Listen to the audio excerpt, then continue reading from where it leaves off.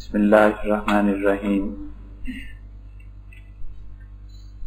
حضرت شاہ صاحب رحمۃ اللہ علیہ نے حجت اللہ کے آغاز میں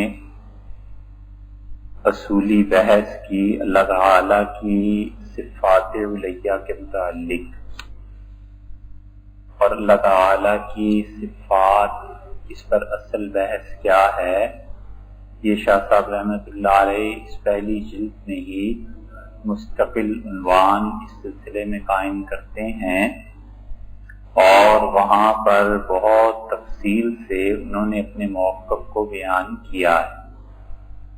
اور شاہ صاحب رحمۃ اللہ علیہ نہ صرف اس میں اہل سنت والجماعت کے موقف کو بیان کرتے ہیں، بلکہ اس کے ساتھ ساتھ صفات باری تعالی پہ امت کے جو اختلافات ہیں اس کو بھی بیان کرتے ہیں۔ شاہ صاحب رحمۃ اللہ علیہ نے حجت اللہ البالغہ آخری مرتبہ جو پڑھائی ہے اپنی یہ کتاب، اس کا ثبوت جو ملتا ہے وہ وفات سے 3-4 برس پہلے کا ہے۔ کراچی میں بنوری ٹاؤن کے سامنے، مدرسے کے سامنے اندر گلیوں میں اسحاق ایڈوکیٹ صاحب تھے مرحوم، اور ان کی لائبریری ملک میں جو بہت اچھی پرائیویٹ کلیکشنز ہیں ان میں سے ایک تھی، اور ذاتی پیسے سے انہوں نے جتنا کچھ بھی وکالت میں کمایا، لاکھوں روپے، اس پہ انہوں نے کتابیں ہی خریدی، اور ان کے ہاں بعض بڑی نایاب کتابیں تھیں۔ ہم نے جس زمانے میں حضرت مولانا عبدالرشید صاحب نعمانی رحمۃ اللہ علیہ سے پڑھا ہے، اس زمانے میں حضرت سے عرض کیا تھا کہ کتابیں دیکھنا ہے، تو انہوں نے بھیجا اپنے صاحبزادے کے ساتھ، تو وہاں پر حجت اللہ البالغہ کا ایک نسخہ دیکھنے کو ملا، اور اس نسخے پہ حضرت شاہ صاحب رحمۃ اللہ علیہ نے دستخط بھی کیے، اور یہ بھی فرمایا کہ انہوں نے مجھ سے یہ کتاب پڑھی ہے اور میں اس کتاب کی انہیں اجازت دیتا ہوں، اور وہ حضرت کے انتقال سے 3 سال پہلے کا نسخہ ہے۔ اس کا مطلب یہ ہے کہ حجت اللہ حضرت رحمۃ اللہ علیہ آخر تک پڑھاتے رہے، اور اس کے ساتھ ساتھ ایک کتاب اور ہے، وہاں پر حضرت شاہ صاحب رحمۃ اللہ علیہ نے جو عقیدے کے متعلق اپنے متعلق تحریر فرمایا ہے، کبھی آئندہ بحث میں موقع ہوا تو وہ کتاب لا کر دکھائیں گے۔ اس میں حضرت شاہ صاحب رحمۃ اللہ علیہ کا رجحان اور جھکاؤ ابن تیمیہ اور ابن قیم رحمہ اللہ کی طرف ہے، اور یہ پہلے بات عرض کی تھی کہ ابن تیمیہ سے متاثر ہونے کی بہت سی وجوہ ہیں، اور ان میں سے ایک وجہ یہ بھی ہے کہ اللہ تعالی نے بہت علم اس شخص کو دیا تھا، اتنا علم تھا، اتنا علم ہے کہ علوم جیسے ان کے سامنے ہاتھ باندھ کر کھڑے، اور جس علم میں وہ چاہتے ہیں دخل دیتے ہیں، اور ان کے علم میں تحریر میں ترتیب نہیں ہے، اور ان میں وہی چیز ہے جو ذہین لوگوں میں عام طور پہ ہوتی ہے کہ وہ کسی ایک موضوع کے پابند نہیں ہوتے، وہ ایک عنوان پر بات شروع کریں گے، مثلا سورہ اخلاص کی تفسیر انہوں نے لکھی ہے، اب اس تفسیر میں اگر آپ دیکھیں تو ابن تیمیہ رحمۃ اللہ علیہ پھر بات کرتے ہیں تفسیر کے ساتھ ساتھ حدیث پہ، اب حدیث سے وہ پھر تاریخ کی طرف نکل جائیں گے، پھر فقہا کے مسالک کی طرف نکل جائیں گے، پھر ادھر پھر ادھر، تو اتنا علم ہے کہ وہ خود گویا ان کے اپنے قابو کی بات نہیں ہے، جدھر وہ چاہتے ہیں چل پڑتے ہیں، اور ایسے لگتا ہے کہ سب چیزوں پہ اللہ نے انہیں عبور عنایت فرمایا ہے۔ تو ابن تیمیہ رحمۃ اللہ علیہ سے متاثر ہونے کی ایک وجہ یہ بھی ہے کہ ان کا علم بہت زیادہ تھا، اور دوسری ایک وجہ یہ بھی ہے کہ ابن تیمیہ رحمۃ اللہ علیہ سے جن لوگوں نے پڑھا ہے ان میں علامہ قرآنی تھے، اور قرآنی ان کے شاگرد تھے، اور وہ سلسلہ آگے جا کر ملتا ہے نہیں، قرآنی براہ راست شاگرد نہیں تھے، سلسلہ قرآنی رحمت اللہ تک پہنچا تھا، اور وہ بہت متاثر تھے اس سارے گروہ سے۔ گروہ سے مراد یہ ہے کہ ابن قیم، ابن تیمیہ، ابن کثیر، ابن رجب، ابن عبد الہادی حنبلی، یہ سارے ایک ہی تقریباً مکتبہ فکر سے تعلق رکھتے ہیں، سب حنبلی تھے، اور ان میں بعض شافعی تھے۔ تو ان حضرات سے پھر جو چیزیں پہنچی ہیں وہ قرآنی رحمت اللہ تک پہنچی، اور قرآنی کے بیٹے تھے جن سے حضرت شاہ ولی اللہ رحمت اللہ علیہ نے وہاں طاہر مدنی رحمت اللہ سے حدیث پڑھی ہے۔ تو شاہ ولی اللہ اور ان کے استاد طاہر اور ان کے استاد قرآنی رحمت اللہ علیہ، یہ سارے افکار اور نظریات وہاں آئے ہیں۔ تو شاہ صاحب رحمت اللہ علیہ حجت اللہ میں جو بحث کرتے ہیں اللہ تعالیٰ کی صفات پر، وہ ٹھیک وہی مسلک ہے جو احناف کا اور ماتریدیوں کا ہے، لیکن جہاں شاہ صاحب رحمت اللہ علیہ اس بات سے ہٹے ہیں وہ کتاب کسی دن انشاءاللہ آپ کو لا کر دکھائیں گے۔ لیکن اللہ کا شکر ہے، اللہ کا احسان ہے کہ بعد کے علماء نے شاہ ولی اللہ رحمت اللہ علیہ کی وہ چیزیں پڑھی ہی نہیں، لہذا اس پہ جن لوگوں نے ہندوستان میں شاہ ولی اللہ رحمت اللہ علیہ کو اپنا قائد بنایا ہے وہ لوگ اس طرف کو نہیں گئے۔ شاہ ولی اللہ رحمت اللہ علیہ کس مکتبہ فکر میں قائد بنے ہیں؟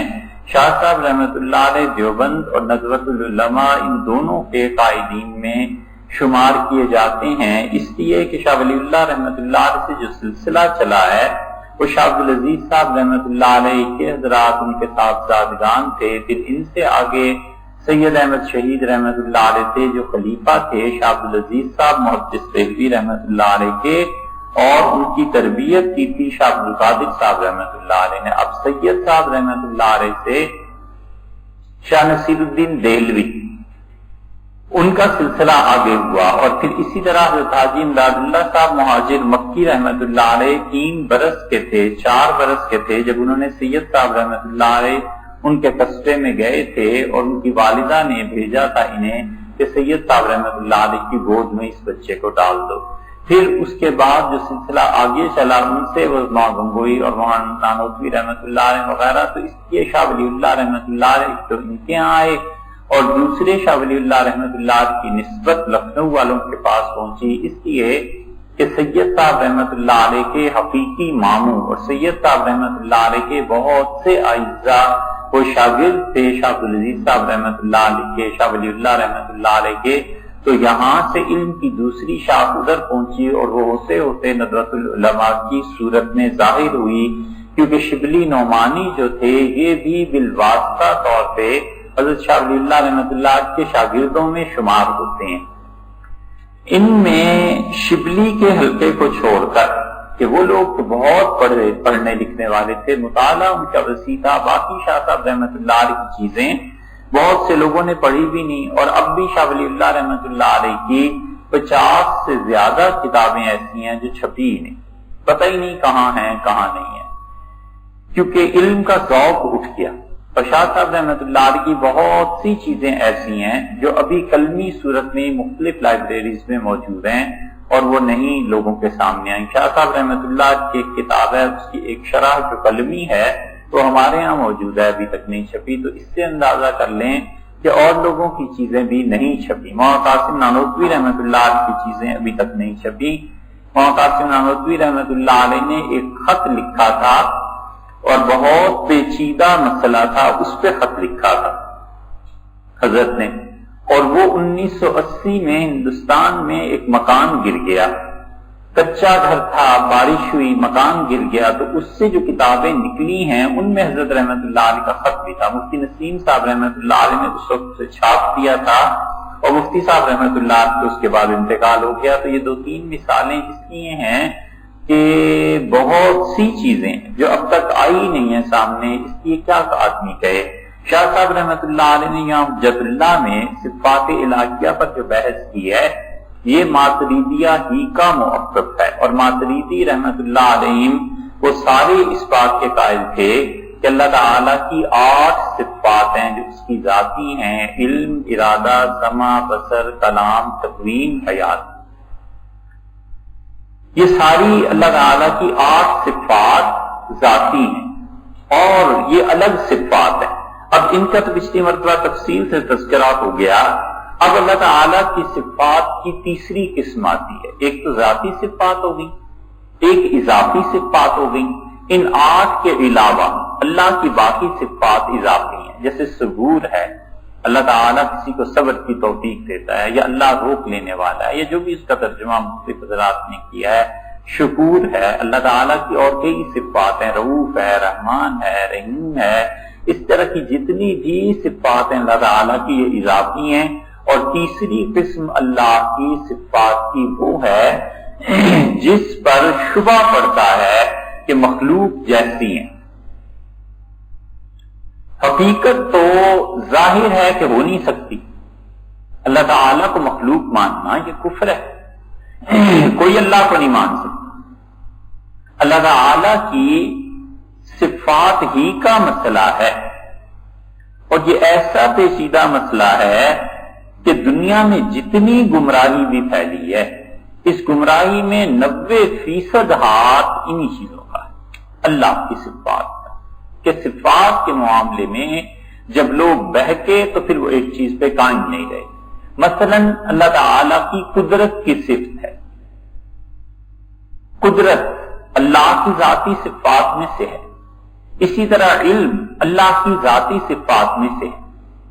عیسائیوں میں جہاں سے تباہی شروع ہوئی، انہوں نے کہا کہ اللہ کی قدرت وہ پوری کی پوری عیسیٰ علیہ السلام تھے، اور اللہ تعالیٰ کی رحمت یہ سے مریم تھی۔ اللہ کا علم ایک گروہ میں ایسا تھا جس نے کہا کہ اللہ کا علم جو تھا وہ جبریل امین تھے۔ تو اب صفات کو انہوں نے کیا کیا؟ پرسانیفائی کیا، صفات کو انہوں نے اشخاص کی شکل دینی شروع کی۔ جب صفت کو انہوں نے ایک آدمی قرار دیا تو یہاں سے شرک شروع ہو گیا۔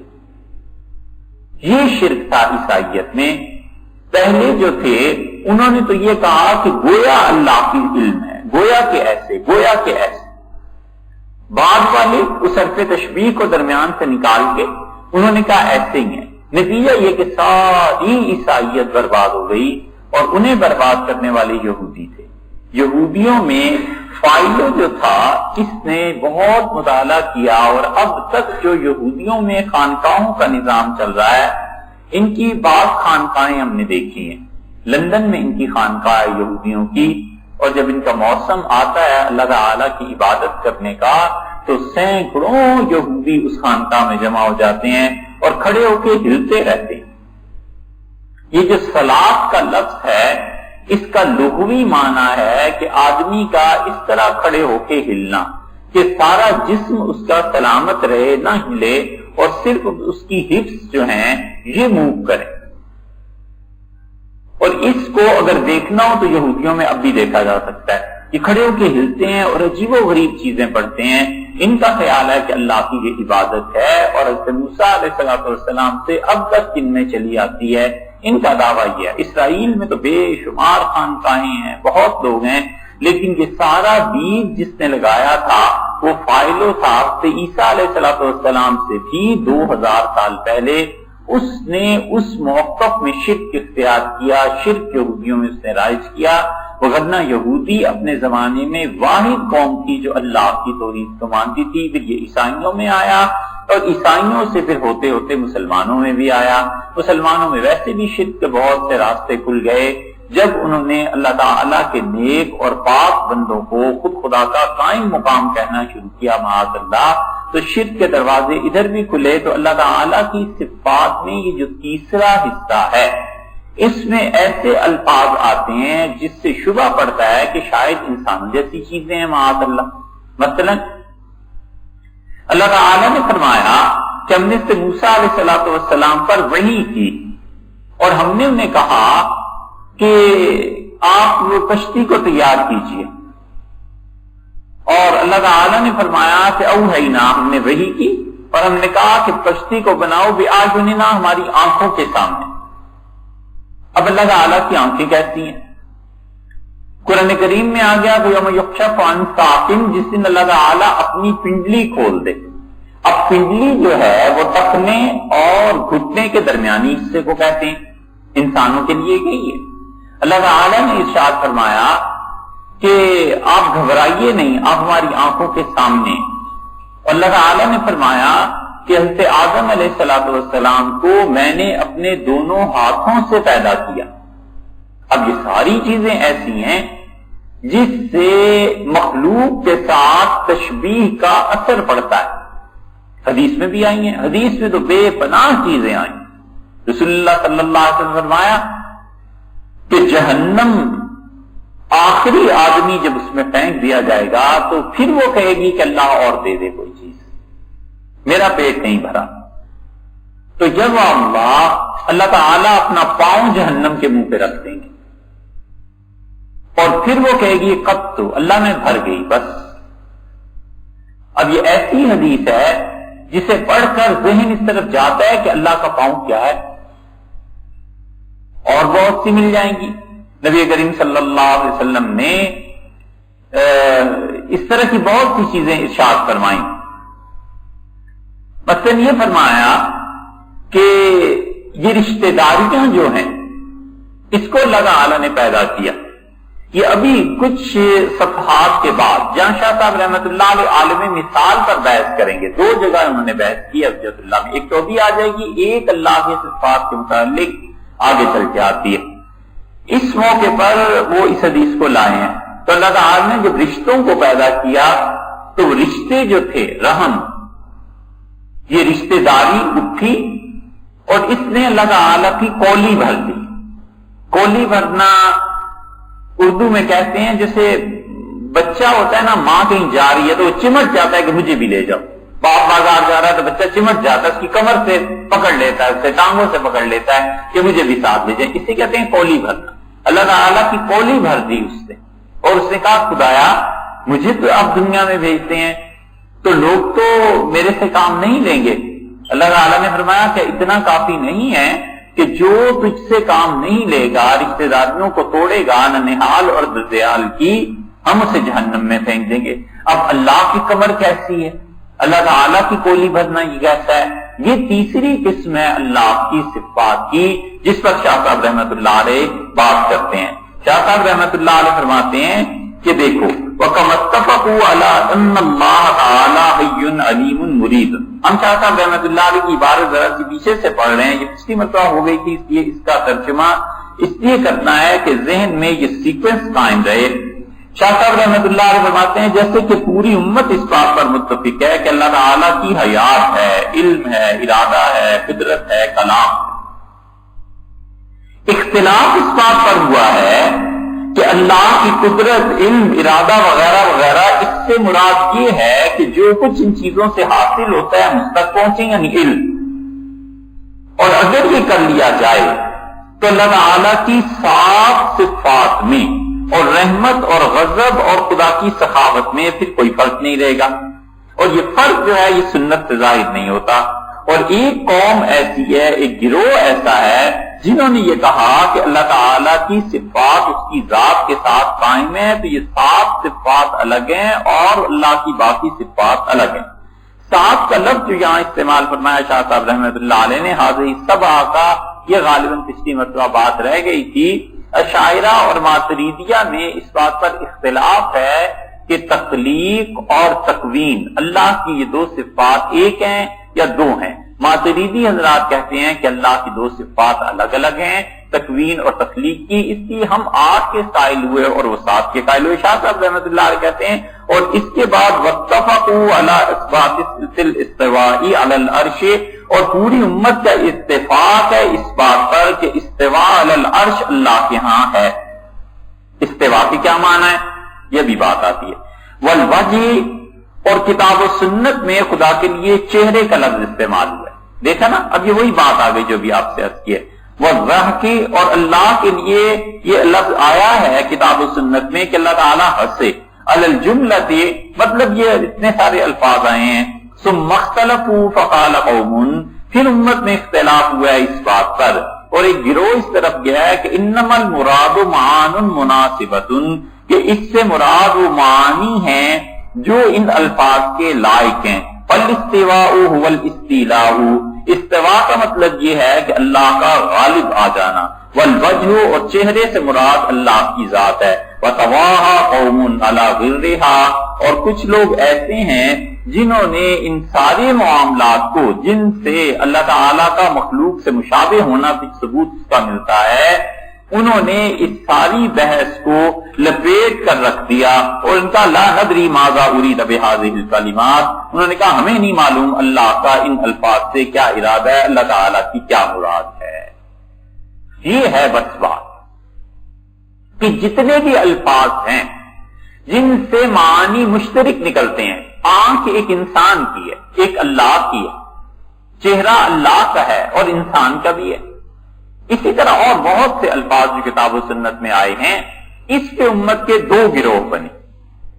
اور حقیقت یہ ہے کہ اللہ تعالیٰ کی جتنی بھی صفات ہیں ان سب میں دو گروہ بنے.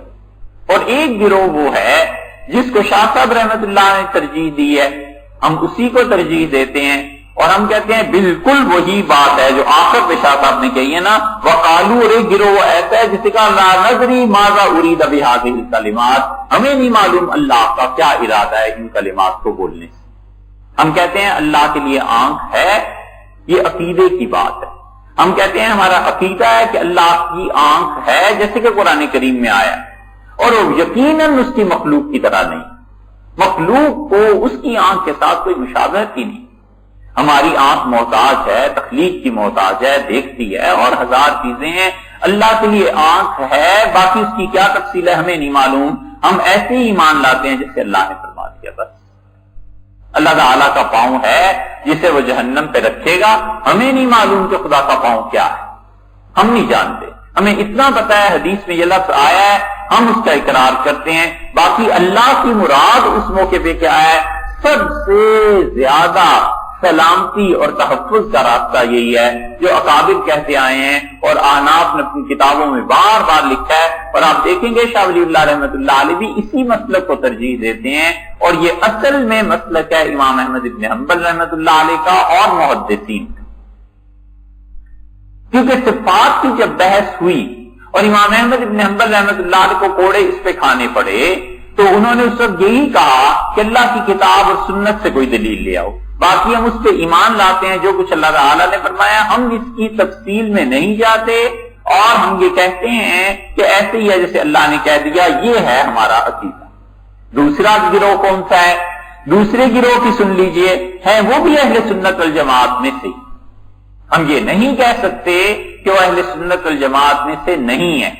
دوسرا گروہ جو ہے وہ ان الفاظ کی تعویل کرتا ہے. تعویل کیسے کرتا ہے؟ وہ کہتے ہیں مثلا اللہ تعالیٰ نے یہاں جو فرمایا ہے کہ میں نے آدم علیہ السلام کو اپنے دونوں ہاتھوں سے پیدا کیا، تو ہاتھ سے مراد اللہ کی قدرت ہے. وہ کہتے ہیں سرے سے جڑ ہی اکھیڑ دو. کوئی آدمی یہ کہے ہی نہ کہ اللہ کے ہاتھ ہیں اور ہمیں نہیں پتا کیا ہے، بس سرے سے کہو کہ اس سے مراد اس کی قدرت ہے. اور وہ کہتے ہیں جیسے یہ کہا جاتا ہے کہ شہر فوج کے ہاتھ میں ہے، تو فوج کا کوئی ہاتھ تو متعین نہیں ہے، اس کا مطلب یہ ہے کہ فوج کے کنٹرول میں ہے. تو کہتے ہیں سیدھا سادہ ایسے عقیدہ رکھو. جب اللہ تعالیٰ نے یہ کہا کہ فَإِنَّكَ بِأَعْيُنِنَا، آپ ہماری آنکھوں کے سامنے ہیں، رسول اللہ صلی اللہ علیہ وسلم یہ فرمایا، تو اب ہم لوگ تو یہ کہیں گے کہ اللہ کے لیے آنکھ ہے جیسے کہ قرآن میں آیا، باقی اس سے مراد کیا ہے؟ یقیناً اللہ کی مخلوق کو اس آنکھ سے کوئی مشابہت نہیں ہے، کسی مخلوق کی آنکھ کو اس سے کوئی مشابہت نہیں، اور اصل حقیقت بس وہ اللہ ہی جانتا ہے. دوسرا گروہ کیا کہتا ہے؟ وہ کہتا ہے آنکھ سے مراد حفاظت ہے، کہ نوح علیہ السلام سے کہا آپ کشتی چلاتے رہیے، آپ کشتی بنائیے، یہ سمندر میں تیرے گی، اور اب میری آنکھوں کے سامنے بنا، یعنی میری نگرانی میں بنا. رسول اللہ صلی اللہ علیہ وسلم میں معلوم ہے کہ لوگ آپ کو تنگ کرتے ہیں، آپ ہماری آنکھوں کے سامنے ایک جگہ اسی کے متعلق ارشاد فرما دیا. تو آنکھوں سے مراد کیا ہے؟ اللہ کی حفاظت ہے، کہ اللہ تعالیٰ کی آپ حفاظت میں. اللہ تعالیٰ نے فرما دیا کہ پنڈلی کھول دیں گے. اب ہم سے پوچھو تو ہمارا عقیدہ تو یہ ہے کہ ہم کہتے ہیں اللہ کے لیے پنڈلی ہے. کیسی ہے؟ مخلوق کی پنڈلی کسی کی بھی اللہ سے مشابہ نہیں ہے، معاذ اللہ. اللہ کی ذات اس تشبیہ سے قطعاً پاک ہے، باقی حقیقت اس کی کیا ہم نہیں جانتے. بس اللہ ہی جانتا ہے. جیسے اس نے کہہ دیا ہم ویسے ہی ایمان لے آئے. دوسرے گروہ کی طرف جاؤ, وہ کہتے ہیں تم نے کبھی دیکھا ہے کہ جب لڑائی ہوتی ہے تو کئی لوگ اپنے پانچے اوپر چڑھا لیتے ہیں, اور عرب جو لڑتے تھے تو کہتے تھے کہ جنگ جب شدت پہ آتی تھی نا, عروج پہ, اور سر کٹتے تھے, کلائیاں کٹتی تھیں, تو کہتے تھے کہ جنگ نے اپنی پنڈلی کھول دی, یعنی جنگ میں شدت آ گئی ہے. آدمی میں جب غصے کی شدت ہوتی ہے اور مارنا چاہتا ہے تو اپنے پانچے اوپر کر لیتا ہے کہ بس اب تو اس کے پیچھے پڑ گیا. وہ کہتے ہیں اللہ تعالیٰ کے پنڈلی کھولنے سے کیا مطلب ہے؟ مطلب یہ ہے کہ قیامت کے دن اللہ کی طرف سے شدید سختی کی جائے. وہ کہتے ہیں اس سے مراد یہ ہے تاکہ پنڈلی کی بات ہی نہ رہے. جنہوں نے یہ تعویل کی اور پنڈلی سے مراد سختی لی, اور آنکھ سے مراد حفاظت لی, اور ہاتھ سے مراد قدرت لی, وہ یقیناً اہل سنت والجماعت میں سے ہیں. اگر کسی انسان کا یہ عقیدہ ہے تو وہ قطعاً بدعتی نہیں ہے, اس لیے کہ اس نے تعویل کی. اور یہ مسلک بھی صحابہ کرام رضی اللہ عنہ سے. لوگوں نے تو یہ سمجھا ہے کہ بعد میں آیا یہ مسلک, لیکن ہم کہتے ہیں کہ عبداللہ ابن عباس رضی اللہ عنہ نے تعویل کی ہے اللہ کی صفات میں. تو جو چیز صحابہ کرام رضی اللہ عنہ میں ہوگی, ہم یہ نہیں کہہ سکتے کہ اس چیز کو بعد والوں نے شروع کیا یا کوئی گمراہی ہے معاذ اللہ. صحابہ رضی اللہ عنہ میں یہ چیزیں نہیں تھیں. وقت کے ساتھ ساتھ حالات بدلتے. ہوا یہ کہ جب فلسفے کا اثر امت پہ زیادہ ہوا, پھر بحث جب چھڑی کہ پنڈلی کیسی ہے, ہاتھ کیسے ہیں, آنکھ کیسی ہے, تو انہوں نے جواب تو دینا تھا. اب وہ ایمان کی پختگی جو کسی زمانے میں تھی, جو اب بھی ہم کہتے ہیں کہ بس قرآن نے الفاظ بیان کر دیے ہمارا ایمان ہے, اس کی حقیقت مت پوچھو, وہ صلابت اور پختگی نہیں رہی. انہوں نے کہا کچھ تو توجیہ کرو. پھر توجیہ انہوں نے کہا قریب ترین الفاظ لغت میں تلاش کرو کہ عرب ان الفاظ کو کیسے استعمال کرتے تھے, اللہ نے بھی ویسے ہی استعمال کر دی. یہاں پہنچ کر زمانے کی ضرورت, فلسفے کا غلبہ, لوگوں کو جواب دینا, غیر مسلموں کو جواب دینا, فلاسفہ کی بحث, اس وجہ سے یہ دوسرا موقف امت کے متاخرین نے اختیار کیا. اگرچہ اصل اس کی بھی صحابہ رضی اللہ عنہ سے مل جاتی ہے, اسی لیے ہم کہتے ہیں یہ بدعت نہیں. کیسے زمانے کے اعتبار سے رائے بدلتی ہے. مثلاً آپ دیکھیے اللہ تعالیٰ نے ایک آیت نازل کی اور اللہ نے یہ فرمایا کہ اس مسجد قباء کی بنیاد رکھنے والے یہ لوگ بہت متقی ہیں اور پاکیزگی کو پسند کرتے ہیں. ایسے افراد ہیں وہاں پر, ایسے مرد جو بہت پاک رہنے کو پسند کرتے ہیں. حضور اکرم صلی اللہ علیہ وسلم نے بلایا, پوچھا ان سے کہ کیا چیز ہے, کون سی پاکیزگی ہے جس کی اللہ نے تعریف کی ہے. تو عربوں میں اس وقت طہارت اور پاکیزگی کے لیے مٹی استعمال ہوتی تھی, مٹی کے ڈھیلے, صحرا تھے, پانی کا تو کوئی تصور تھا ہی نہیں. انہوں نے کہا اللہ کے رسول ہم دگنی طہارت کرتے ہیں, پہلے مٹی کا استعمال کرتے ہیں اور پھر اس کے بعد پانی کا. یہ ایسی ہے جیسے آج کے زمانے میں کوئی ٹیشو پیپر کا استعمال کرے پھر پانی کا استعمال کر لے. تو اللہ تعالیٰ نے ان کی تعریف کی کہ یہ لوگ بہت پاک ہیں. اب کیا تھا, وہاں پر پانی میسر تھا, دستیاب تھا, کرتے تھے. حسن بصری رحمت اللہ علیہ جو اکابر تابعین میں سے ہیں, بڑا علم تھا ان کا. انہوں نے ایک مسئلے میں سیدنا علی رضی اللہ عنہ نے بلایا اور کہا حسن اس کا فیصلہ کرو. حسن بصری رحمت اللہ نے جب فیصلہ کیا تو حضرت علی رضی اللہ عنہ سے سنتے رہے. پھر حضرت علی رضی اللہ عنہ نے حضرت حسن رضی اللہ عنہ کے فیصلے پر فیصلہ کیا. انہوں نے کہا یہ ٹھیک ہے, یہ فیصلہ صحیح. تو حضرت علی رضی اللہ عنہ جیسے آدمی جسے بلا کر پوچھتے ہوں کہ کیا فیصلہ کرنا ہے, تو اس سے ان کی عظمت کا تو پتہ چلتا ہے کہ آخر کسی درجے میں کوئی چیز تو تھی کہ انہیں بلایا. حسن بصری رحمت اللہ کے متعلق آتا ہے کہ وہ طہارت کے لیے پانی کا استعمال ہی نہیں کرتے. ان سے پوچھا گیا تو انہوں نے کہا میں اسے ناجائز تو نہیں کہتا, لیکن میں اس لیے استعمال نہیں کرتا کہ مسلمانوں کے پاس پانی نہیں ہے ہمارے علاقے میں, تو میں کہتا ہوں پانی بچے. آپ نے دیکھا جگہ بدل گئی نا, حالات بدل گئے, نتیجہ یہ کہ رائے بدل گئی, فتویٰ بدل گیا. انہوں نے وقت کا, زمانے کا, ضرورت کا احساس کیا کہ لوگوں کے پاس پہلے ہی پانی پینے کو نہیں مل رہا, ہم اسے طہارت کے لیے استعمال کریں. حسن بصری رحمت اللہ علیہ نے یہ جو بات کہی وہ اس وجہ سے تھی. اسی طرح اور بہت مثالیں اس چیز کی مل جائیں گی کہ اللہ تعالیٰ نے جو احکامات کو نازل کیا ہے اس کو زمانہ، وقت، اشخاص، اس کے ساتھ ساتھ فتوے تبدیل ہوتے رہتے ہیں، مفتی حضرات اس پر بحث کیا کرتے ہیں۔ تو یہاں دیکھیے کیا ہوا، اللہ تعالیٰ کی صفات تھی، پھر جب فلسفہ اب یہ چیزیں آئیں، انہی صفات کو انہوں نے کہا کہ اچھا اس کی تعویل کرو، اور عربوں کے ہاں دیکھو جو قریب ترین چیز پائی جاتی ہے نا، اس قریب ترین چیز پہ ہم لے جائیں گے۔ تو قریب ترین چیز انہوں نے دیکھی کہ پنڈلی کھول دینے سے مراد جنگ کی شدت، وقت کی شدت، اور آنکھوں سے مراد حفاظت، اور ہاتھ سے مراد قدرت۔ انہوں نے کہا اللہ تعالیٰ کی جتنی بھی صفات اس سلسلے میں پائی جاتی ہیں ہم ان کے متعلق یہ کہیں گے، لیکن اس میں یہ جو الفاظ ہیں نا، جو ہم نے عقیدہ آپ سے عرض کیا ہے کہ ہم کہتے ہیں کہ اللہ کے لیے ہاتھ، آنکھ، چہرہ یہ سب چیزیں ہیں، لیکن اس کی مخلوق کے ساتھ قطعاً کوئی مشابہت نہیں ہے۔ یہ ضروری ہے کہ مخلوق کی ساتھ مشابہت کی اللہ کے لیے نفی کی جائے۔ اسی موقع پر آ کر گمراہی آئی ہے حنبلیوں، اور حنبلیوں میں شدید گمراہی وہ آئی ہے جس کی پہلے مثالیں کئی ایک پیش کی آپ کے سامنے، کہ انہوں نے اللہ تعالیٰ کے لیے باقاعدہ معاذ اللہ جسم ثابت کر لیا۔ یہ جو درمیانی فکرہ ہم بار بار کہہ رہے ہیں کہ اللہ کو اس کی مخلوق سے مشابہت نہیں ہے، اس فکرے کو انہوں نے اڑا دیا، اور حنبلی سب سے زیادہ اس معاملے میں معاذ اللہ کئی ایک لوگ ان کے گمراہ ہوئے۔ انہوں نے کہا اللہ کے لیے ہاتھ ہے، اللہ کے لیے چہرہ ہے، اللہ کے لیے پنڈلی ہے، کیسی ہے؟ انہوں نے کہا اچھا ہم تمہیں بتاتے ہیں، اور پھر انسانوں کے ہاتھ جیسے ہاتھ، پھر ان کا اللہ کے لیے انگلیاں بھی ہیں، پھر اللہ کے لیے یہ بھی وہ بھی، اس طرح کی چیزیں معاذ اللہ وہ لوگ ثابت کرتے رہے۔ دو معاملات ایسے ہیں جن میں ان حنبلیوں کو کئی ایک معاملات کے علاوہ بہت شدید ٹھوکر لگی۔ ایک اس میں اسی وجہ سے ابن جوزی رحمت اللہ علیہ حنبلی تھے، اس کے باوجود انہوں نے اپنے حنبلیوں کا رد لکھا، اور انہوں نے کہا یہ تم کیا ظلم کر رہے ہو، جو چیزیں امام احمد ابن حنبل رحمت اللہ علیہ نہیں کہیں تم ان چیزوں کو لا رہے۔ اور بڑے بڑے حنبلیوں نے اپنی مسلک کے لوگوں کا رد لکھا۔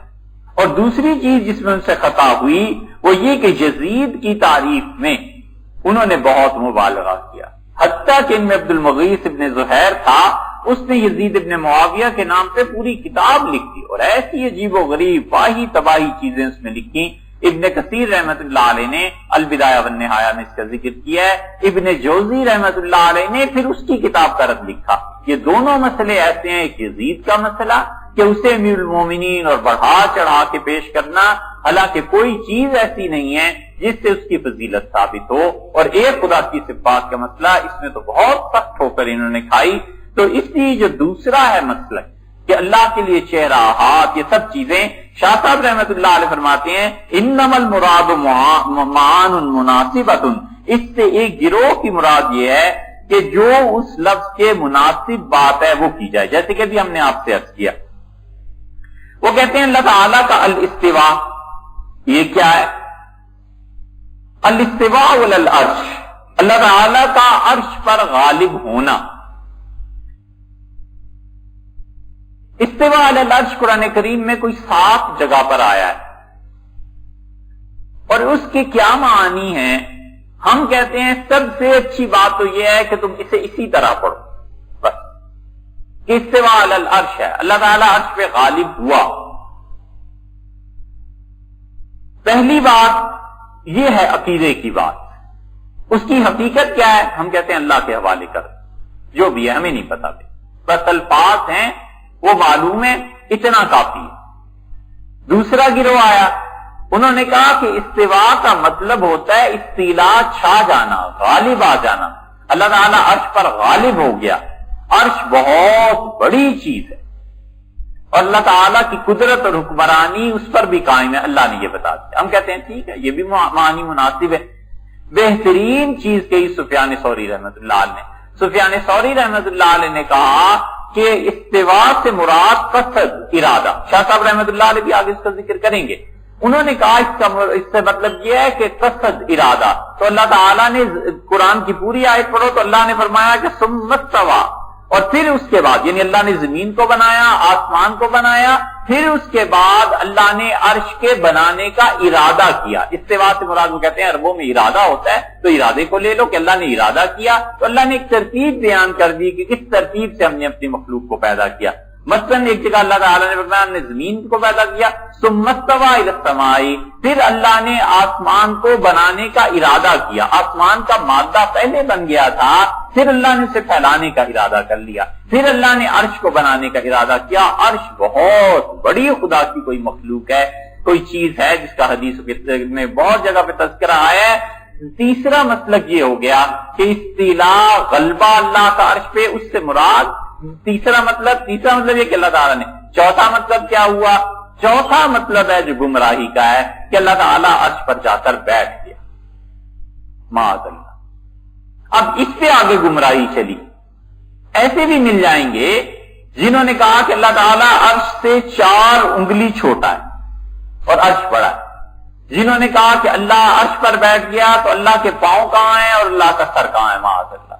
یہ ساری چیزیں اس لیے بیان کر رہے ہیں کہ جب ان مباحث کو کوئی آدمی پڑھتا ہے اور وہ پھر پیچھے پڑتا ہے نا کہ اتنے بڑے آدمی نے یہ کہا ہے، تو حیران رہ جاتا ہے کہ یہ کیا ہے۔ اس لیے یہ سب گمراہی کی چیزیں ہیں۔ حقیقت میں مسلک کے 2 ہی ہیں، ایک یہ کہ ہم یہ کہیں کہ الفاظ معلوم ہیں اور اللہ ان کے معنی جانتا ہے، اور ان چیزوں کو یہ ضروری ہے کہ ہم تشبیہ کی نفی کریں کہ اللہ کو ان چیزوں سے کوئی تشبیہ نہیں ہے، کوئی مثال نہیں ہے اس کی۔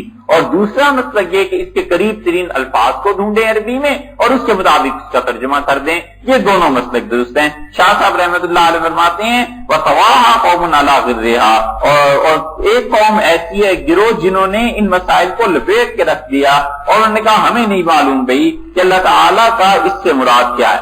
اب یہ دیکھو دونوں گروہ ہوئے جب اہل سنت والجماعت کے، شاہ صاحب رحمۃ اللہ علیہ سے اپنی رائے دیتے ہیں دونوں اہل سنت میں سے۔ اس کی دلیل یہ ہے، اس کا حوالہ یہ ہے کہ بہت لوگوں نے اسے لکھا ہے۔ ملا علی قاری رحمۃ اللہ علیہ نے مشکات میں یہ اس حدیث پر بحث کیا ہے، کتاب الصلاۃ میں تہجد کے معاملے میں جو آئی ہے کہ رسول اللہ صلی اللہ علیہ وسلم نے فرمایا کہ اللہ تبارک و تعالی ہر رات کو اس دنیا والے آسمان پر آتے ہیں جب رات کا آخری تیسرا حصہ باقی رہ جاتا ہے۔ مثلا فرض کر لیجئے کہ آج کل غروب جو ہے وہ 7 بجے ہو رہا ہے اور صبح صادق فرض کر لیجئے کہ 4 بجے ہو رہی ہے، تو 7 اور 4 تک کتنے گھنٹے بن گئے؟ 9۔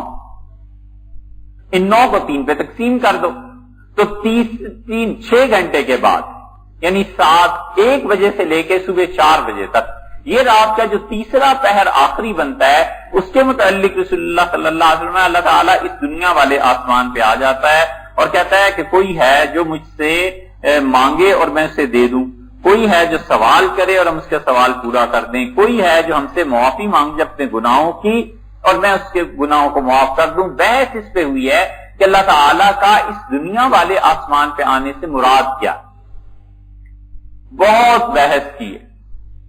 وہ کہتے ہیں کہ اگر یہ مانا جائے کہ اللہ منتقل ہوتا ہے ایک آسمان سے دوسرے آسمان کی طرف، تو پھر تو تم خدا کا وجود مانو گے، اور خدا کا وجود معاذ اللہ یہ کفر کی بات ہے۔ اللہ کے لیے کوئی وجود، اللہ ہے لیکن ایسا وجود نہیں ہے جیسے کہ انسانوں کے ذہن میں اس کا وجود آتا ہے، یہ چیز نہیں۔ پھر اس کا ہوا کیا؟ سب سے اچھی توجیہ تو یہ ہے کہ اس حدیث کو نسائی میں ایک روایت آئی ہے، اس کی روشنی میں دیکھا جائے۔ رسول اللہ صلی اللہ علیہ وسلم فرمایا اللہ کا حکم نازل ہوتا ہے رات کے تیسرے پہر میں، یعنی کوئی فرشتہ آتا ہے خدا کی طرف سے آ کر اور وہ یہ کہتا ہے کہ اللہ تعالیٰ نے یہ کہا ہے، تو اللہ کے فرشتے کے کہنے کو اللہ کے کہنے سے تعبیر کر دیا ہے رسول اللہ صلی اللہ علیہ وسلم نے۔ لیکن محدثین نے اس پہ بحث کیا ہے کہ اللہ کے آنے سے کیا مراد ہے۔ اب ہم سے کوئی پوچھے تو ہم کہیں گے اللہ تعالیٰ کا آنا ہے، کیسا ہے ہمیں نہیں معلوم۔ مخلوق کا آنا، کسی کا ایک جگہ سے دوسری جگہ منتقل ہونا، اللہ اس قسم کی تشبیہات سے بالکل پاک ہے۔ دوسرے گروہ کو دیکھ لیجئے، وہ کہتے ہیں اللہ تعالیٰ کے آنے سے مراد خدا کی خاص رحمت ہے۔ یہاں پر ملا علی قاری رحمت اللہ علیہ نے ایک عبارت لکھی ہے، اور ملا علی قاری رحمت اللہ علیہ نے بڑی اختصار کے ساتھ لیکن بڑی اچھی بات لکھی ہے۔ وہ کہتے ہیں وَإِنَّمَا اخْتَلَفُوا هَلْ نُصَرِّفُهُ عَنْ ظَاهِرِهِ، اختلاف اس بات پر ہے کہ اس حدیث سے جو ظاہری الفاظ کا پتہ چلتا ہے کہ اللہ تعالیٰ کا آنا ہے، ہم اس کو اصل معنی سے ہٹا کر سوچیں۔ جیسے لوگ آتے ہیں ایک جگہ سے دوسری جگہ، یا کیا کریں؟ معتقدین اتصافہ سبحانہ بما یلیق بجلالہ وعظمتہ. ایک گروہ ایسا ہے جن کا یہ عقیدہ ہے جو یہ کہتے ہیں کہ اللہ تعالی کی یہ صفت ہے اور یہ ایسے ہی ہے جیسے اللہ کے شایان نشان ہے. اللہ کا آنا ہے کیسا ہے؟ بس ایسے ہی جیسے اللہ کے شایان نشان ہے. یہ ہم جیسے لوگ کہتے ہیں. من غیر ان نعبلہ بشیء آخر، بغیر اس بات کے کہ ہم اس لفظ کی کوئی تعویل کریں. جب لفظ کی تعویل جنہوں نے کی، انہوں نے کہا اللہ کے آنے سے مراد رحمت کا آنا ہے. اور ملا علی قاری رحمۃ اللہ علیہ کہتے ہیں جو تعویل نہیں کرتے اور الفاظ کو سن کے بس کہتے ہیں ایسے ہی ہے جیسے اللہ نے فرما دیا ہے. وہ مذہب اکثر اہل السلف، سلف صالحین میں اکثر کا مذہب یہی تھا. یہ ہے سب سے زیادہ احتیاط کی راہ. اسی لیے ہم بار بار کہہ رہے ہیں کہ ہمارا مسلک یہی. وفی تعویل اجمالی او ما تعویلہ بشیء آخر. اچھا، اب اللہ کے آنے کی کوئی تعویل کرتا ہے مختصر سی، یا کوئی اور لفظ کہتا ہے. مثلا وہ یہ کہتا ہے کہ اللہ کے آنے سے مراد رحمت ہے، کہ اللہ کے آنے سے مراد خدا کا حکم ہے. وہ ہوا مذہب اکثر اہل الخلف، تو یہ عام طور پر جو پیچھے آئے ہیں مسلمان علماء، یہ ان کا مسلک ہے. وہ ہوا تعویل تفصیلی، اور انہوں نے بڑی تفصیل کے ساتھ اس کی تعویل کی ہے. یہ ہے وہ دوسرا گروہ جو ابھی آپ سے ذکر ہو رہا تھا نا. یہ ہے وہ دوسرا گروہ. جب فلسفے کا اثر زیادہ آیا تو پھر یہ چیز پیش آئی اس وقت سامنے. ولم یریدوا بذلک مخالفۃ السلف الصالح، لیکن یہ جو دوسرا گروہ تھا اس کا ارادہ ہرگز یہ نہیں تھا کہ پہلے گروہ میں جو امت کا اکثر حصہ گزرا ہے، پرانے حضرات جو گزرے ان کی مخالفت کرے. معاذ اللہ ان یظن بہم ذلک، اللہ کی پناہ مانگتے ہیں کہ بعد میں آنے والے لوگ پہلے لوگوں کے کوئی گمراہ قرار دیں. وانما ذات الضرورت فی ازمنتہم لذلک لکثرۃ المجسمۃ والجہمیۃ وغیرہما من فرق الضلالہ واستیلائہم علی عقول العامہ. یہ تو اس وجہ سے آخری زمانے میں آنے والے لوگوں نے تعویل کی ہے کہ کثرت سے گمراہ فرقے مسلمانوں میں پیدا ہو گئے، مجسمہ پیدا ہو گئے، جہمیہ پیدا ہو گئے، اور ان دونوں کے علاوہ بھی بہت سے گمراہ تھے جو اپنی عقل سے کام لے کر صرف عقل کو اتنا استعمال کرنے لگے کہ انہوں نے اللہ کے لیے یہ ثابت کرنا چاہا کہ مخلوق کی طرح ہے. فقصدوا بذالک، اور ان کا ارادہ یہ ہوا کہ ردعوہم وبطلان قولہم ومن ثم اعتذر کثیر منہم. اچھا، پھر انہوں نے کیا کیا؟ جہمیہ اور جہمیہ اور مجسمہ، انہوں نے اللہ کی صفات کی جب تجسیم شروع کی، اللہ تعالیٰ کی صفات کو انسانوں کی طرح قرار دینا شروع کیا، تو پھر انہوں نے کہا بھی صفات سے مراد قریب ترین جو الفاظ ہیں وہ تم لے لو. ومن ثم اعتذر کثیر منہم وقالوا، اور باوجود اس کے کہ یہ بعد میں آنے والے خدا کے آنے کی تعویل کرتے رہے کہ مراد اس کی رحمت ہے یا اس کا حکم ہے یا ایسی چیزیں، اس کے باوجود یہ کہتے تھے. خیال میں آ رہا ہے کہ دو گروہ ہو گئے. پہلا گروہ کوئی تعویل کا قائل نہیں، وہ کہتے ہیں الفاظ جیسے ہیں بس ویسے ہیں، ہم اللہ کے ساتھ مخلوق کی شبہات کی نفی کرتے ہیں اور ایمان لاتے ہیں. اور دوسرا گروہ وہ تعویل کرتا ہے کہ آنکھ سے مراد حفاظت ہے، ہاتھ سے مراد قدرت ہے. کہتے ہیں اس کے باوجود یہ دوسرے گروہ والے کہتے تھے لو کنا علی ما کان علی السلف الصالح، کاش ہمارا وہی عقیدہ رہتا جو سلف صالحین کا تھا. من صفاء العقائد، اور ان کے عقیدے بڑے صاف ستھرے تھے. وعدم المبتلین فی زمنہم لم نخوض فی تعویل شیء من ذلک، اور وہ لوگ کبھی بھی اس بحث میں گھسے ہی نہیں، بس چپ رہے. انہوں نے کہا جو الفاظ ہیں سیدھی طرح انہیں مانو، اور جو کتاب و سنت میں الفاظ آئے ہیں بس یہ کہو کہ اللہ کے مخلوق کے ساتھ ان چیزوں کی مشابہت نہیں. بس بحث میں پڑھو ہی نہیں. یہ جو بحث میں پڑھے نا، وجہ کیا ہوئی؟ وجہ یہ ہے یہ اہل سنت میں سے وجہ یہ ہوئی کہ فلسفے کا غلبہ ہو گیا. اس کے باوجود ان کی تمنا کیا تھی؟ کہتے تھے جس طرح پچھلے چپ کر کے گزر گئے نا دنیا سے، بس اسی طرح عقیدہ رکھو نا، اس بحث میں پڑھو. وقد علمتا، اور تمہیں معلوم ہے، یہ ملا علی قاری رحمۃ اللہ علیہ ہمیں آپ کو کہہ رہے ہیں، وہ کہتے ہیں کہ تم جانتے ہو ان مالکا والاوزاعی وہما من کبار السلف اولا الحدیث تفصیلا تعویلا تفصیلیا، کہ امام مالک اور امام اوزاعی رحمۃ اللہ علیہ جو کہ بہت بڑے اکابر میں سے تھے، وہ حدیث کی تعویل کیا کرتے تھے. وَكَذَلِكَ سفیان الثوری، اور اسی طرح سفیان ثوری بھی احادیث کی تعویل کیا کرتے تھے. یہ پہلے آپ سے عرض کیا نا، ہم نے اسی لیے کہا کہ تعویل کرنا بھی اہل بدعت کا کام نہیں ہے. یہ اب جا کر جہاں جہاں خدا کی صفات کی تعویل کا مسلک آتا ہے، اب جتنے سعودی علماء ان میں سے اکثر کہتے ہیں کہ یہ بدعتی ہو گئے، یہ بدعتی ہیں، تعویل کرتے ہیں. ہم کہتے ہیں کہاں سے بدعتی ہو گئے بھائی؟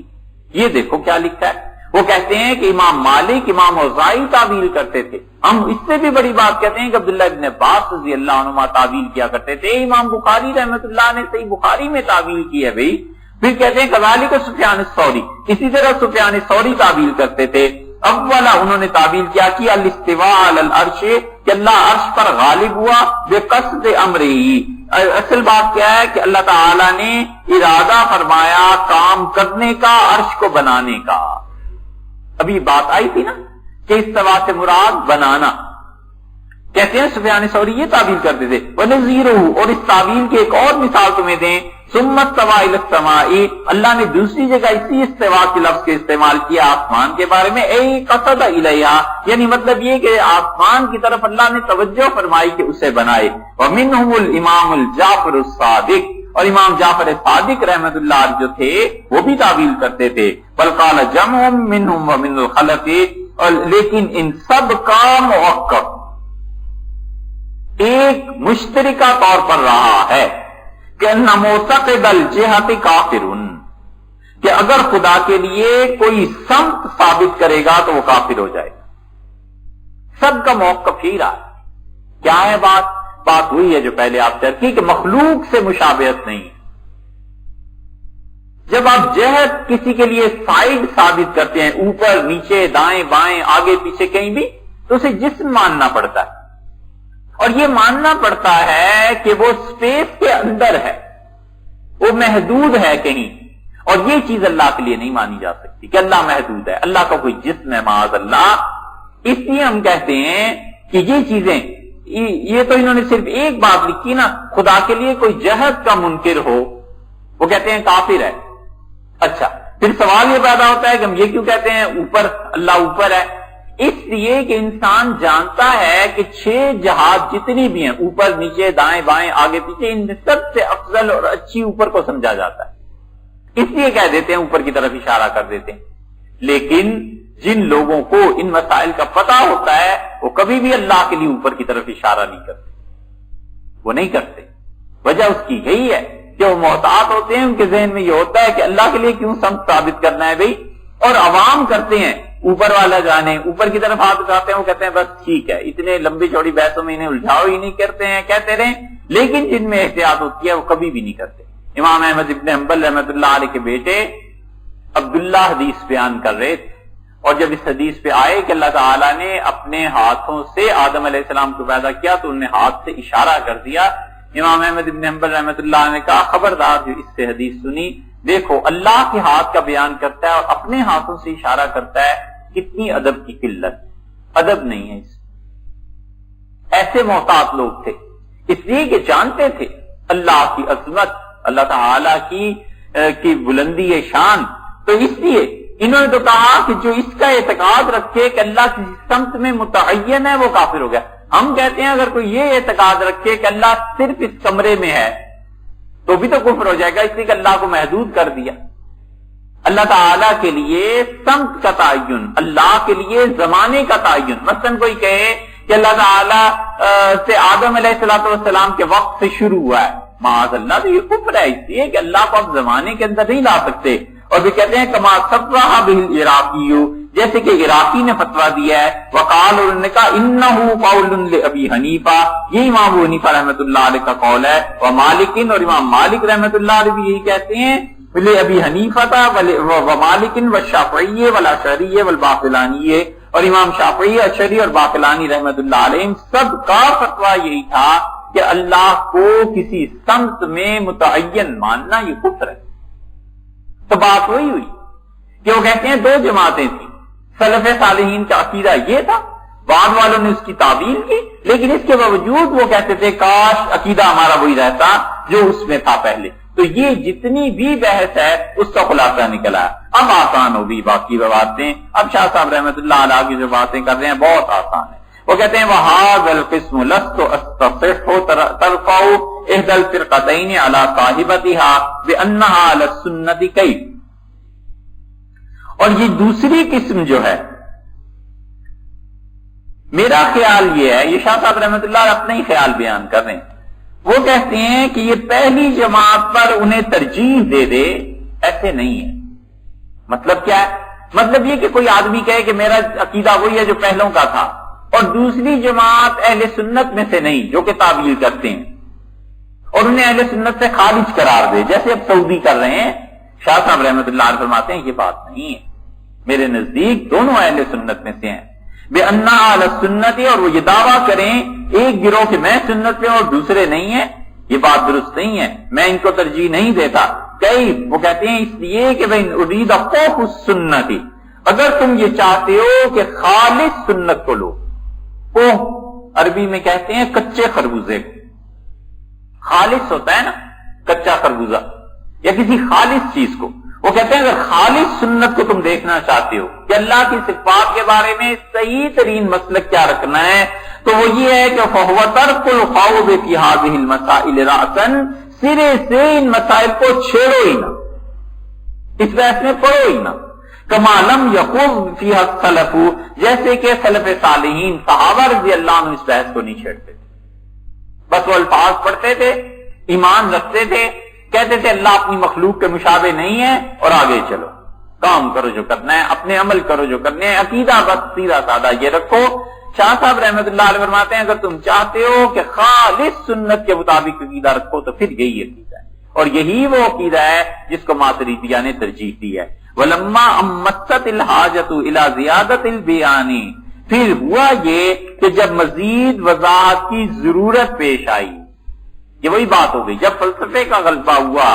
فَلَيْسَ كُلُّ مَا اسْتَنبَطُوهُ مِنَ الْكِتَابِ وَالسُّنَّةِ صَحِيحًا، اور یہ مسائل چھیڑے گئے تو دیکھو میں یہ کہتا ہوں کہ اس میں جتنی بھی آراء آئی ہیں ضروری نہیں ہے کہ ہر رائے کتاب و سنت کے مطابق ہو اور راجحاً یا ہم اس کو ترجیح دیں. وَلَا كُلَّ مَا حَسِبَهُ هَؤُلَاءِ مُتَوَقِّفًا عَلَى شَيْءٍ مُسَلَّمَ التَّوَقُّفِ، اور نہ ہی ایسی بات ہے کہ جس چیز کو انہوں نے کسی چیز پر موقوف سمجھاؤ یہ موقوف ہونا بھی مسلم. یہ فکرہ ذرا سا مشکل. پیچھے جو فکرہ شاہ صاحب رحمۃ اللہ علیہ نے کہا تھا نا کہ جسم دوبارہ اٹھے گا قبر سے، یہ اسی وقت مانا جا سکتا ہے جب ہم پہلے اس بات کے قائل ہوں کہ چیز کچھ نہیں تھی، کوئی چیز کچھ نہیں تھی اور اللہ نے بنائی، مادے کے نہ ہونے کے قائل ہوں. شاہ صاحب اس طرف اشارہ کر رہے ہیں، وہ کہتے ہیں کہ اگر کسی نے یہ سمجھ لیا ہے ان لوگوں نے کہ انسان کا وجود اس بات پر موقوف ہے کہ پہلے سے مادہ ہو، اور بہت سے لوگ اس کی نفی کرتے ہیں، مسلمان نفی کرتے ہیں، وہ کہتے ہیں ضروری نہیں ہے اللہ تعالیٰ نے عدم سے وجود کو پیدا کیا، اللہ تعالیٰ نے یہ ضروری نہیں ہے کہ اندھیرا تھا تو پھر روشنی ہوئی یا روشنی تھی تو اندھیرا ہوا، بلکہ اللہ نے زمین و آسمان اور روشنی اور اندھیرے کو پیدا کیا. شاہ صاحب رحمۃ اللہ علیہ فرماتے ہیں یہ بھی ضروری نہیں ہے جو کچھ لوگ سمجھیں. ولا کل ما اوجبوا ورده مسلم الرد، اور اسی طرح نہ ہر وہ بات جس کا رد کرنا ان کے نزدیک ضروری ہے میں بھی اسے مردود کہوں. یہ ضروری نہیں ہے کہ میں ان آراء کا پابند رہوں جو فلسفے اور علم کلام میں پچھلوں نے دی ہیں. ولا کل ممتنع من الخوض فيه استصعابا له صابن فی الحقیقت، اور اسی طرح بہت سے مسائل ایسے ہیں جنہیں پچھلوں نے نہیں چھیڑا، انہوں نے کہا بڑے مشکل مسائل ہیں ان میں نہ جاؤ. شاہ صاحب رحمۃ اللہ علیہ میں اس کا پابند نہیں ہوں کہ مشکل مسائل تھے تو کیوں نہ چھیڑیں بھائی، کیوں نہ اس کی بحث کریں. ولا کل ما جاءوا به من التفصیل والتفسیر احق مما جاء بهم غیرهم، اور نہ ہی میں اس بات کا قائل ہوں اور نہ اس بات کو مانتا ہوں کہ وہ تفصیل اور تفسیر جو کتاب و سنت کی مجھ سے پہلے کی گئی ہے بس وہ حتمی اور آخری قرار پائے اور میں ایسی تفصیل اور تفسیر نہ کروں. میری اپنی راہ ہے، میرا اپنا سوچنے کا انداز ہے، علم کا انداز ہے، میں اس کے مطابق کام کرتا ہوں. ضروری نہیں ہے کہ میں پچھلے لوگوں کا پابند ہوں. शाह साहब रहमत उल्लाह अलैह कह सकते थे भाई, इसलिए कि शाह साहब रहमत उल्लाह अलैह के पास इल्म भी था और अल्लाह ने बड़ा मुकाम उन्हें इनायत फरमाया था। इसके बावजूद इनकी अजमत का ये हाल है कि अभी थोड़े से सत्रों के बाद, एक दो पैराग्राफ के बाद आप देखेंगे शाह साहब रहमतुल्लाह अलैह ने इस बात को लिखा है खुद कि देखो अगर मुझसे कहीं गलती हो गई है और मैं भी इंसान हूं तो फिर उस पर तुम मुझे आगाह करो, और अल्लाह से दुआ है कि अल्लाह ताला इन गलतियों से मुझे महफूज रखे। इस किस्म के जुमले शाह साहब रहमतुल्लाह अलैह के आएंगे, मगर यहाँ वो साफ नफी करते हैं और वो कहते हैं ये जरूरी नहीं है कि पिछलों ने जो तावील और तफसीर की है बस वो हरफ आखिर है। ये शाह साहब रहमतुल्लाह तो कह सकते हैं और कोई आदमी नहीं कह सकता, वो कहे जो इस दर्जे का है। बिल्कुल ठीक है, होता है, बहुत से मुफ्ती आपको मिलेंगे छोटे छोटे मसाइल में वो इज्तिहाद करते हैं, फतवा दे देते हैं, कहते हैं अब इस कॉल पे नहीं इस कॉल पे अमल कर लिया जाए, इसलिए कि इल्म इतना गहरा होता है ना। वो कहते हैं इस बात को नहीं इस बात को ले लो, इस बात को नहीं इस बात को तरजीह दे दो। अइम्मा अरबा से वो बाहर नहीं निकलते, इसलिए कि अइम्मा अरबा का उस मसले पर तफसीलन उन्हें इल्म होता है कि किसने किस मसले पे क्या फतवा दिया है, ये अहले इल्म की बात है। ये नहीं है कि जिन लोगों को कुछ नहीं आता और जिन लोगों के इल्म का जो